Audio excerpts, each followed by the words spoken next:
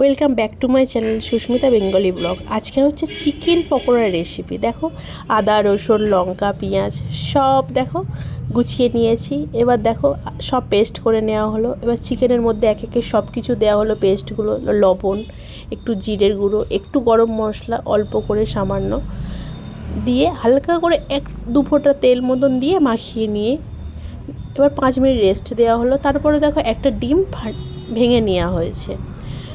নেওয়ার পরে ফাটিয়ে নেওয়া হলো। ওই ডিমটা ওই পকোড়ার মধ্যে দিয়ে দেওয়া হলো। তারপরে দেখো ওর মধ্যে একটু কর্নফ্লাওয়ার দিলে একটু টাইট পকোড়াটা খুব সুন্দর হয়। ওর মধ্যে একটু কর্নফ্লাওয়ার একটু অ্যাড করলাম, কর্নফ্লাওয়ারটা দিয়ে দিলাম।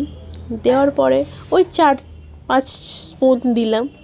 দেওয়ার পর এবার মাখিয়ে নেওয়া হলো। নেওয়ার পরে আরও কিছুক্ষণ, তোমরা যদি পারো আধ ঘন্টাও রাখতে পারো বা 10 মিনিট, মিনিমাম 5-10 মিনিট রাখলে একটু ভালো হয়। রেস্টে রাখলে একটু ভালো হয় পকোড়াটা। তারপরে দেখো আমি একটু ব্রেড গ্রামস নিয়েছি, হোয়াইট ব্রেড গ্রামস। একটু দিলে একটু ক্রাঞ্চি ভাবটা আসে পকোড়ার। এমনি শুধুও ভাজা যায়, আমি একটু ব্রেড গ্রামস দিয়ে ট্রাই করলাম। দেখো ব্রেড গ্রামসের সাথে পকোড়াগুলো মাখিয়ে নিলাম। মাখিয়ে নেওয়ার পরে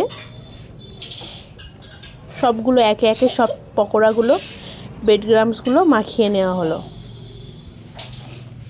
প্রত্যেকটা একে একে ভালো করে মাখানো হলো। দেখো মাখানো হয়ে গেছে। কড়াইটা গরম হয়ে গেছে, গরম করতে দিয়েছিলাম, গরম হয়ে গেছে। ওর মধ্যে একটু তেল দিলাম, সাদা তেল। তারপরে দেখো একে একে চিকেনগুলো দিয়ে দিলাম। দেখো খুব সুন্দর একটা একটা করে ফ্রাই করে নিলাম। দেখো ফ্রাইটাও হয়ে গেছে, কত সুন্দর চট জলদি রেসিপি। দেখো সব কমপ্লিট হয়ে গেল। যদি রেডি করা থাকে, এরকম অল্প কিছু পকোড়া থাকে, এরকম বানিয়ে নেওয়া যাবে চট জলদি পকোড়ার, ক্রাঞ্চি পকোড়ার রেসিপি।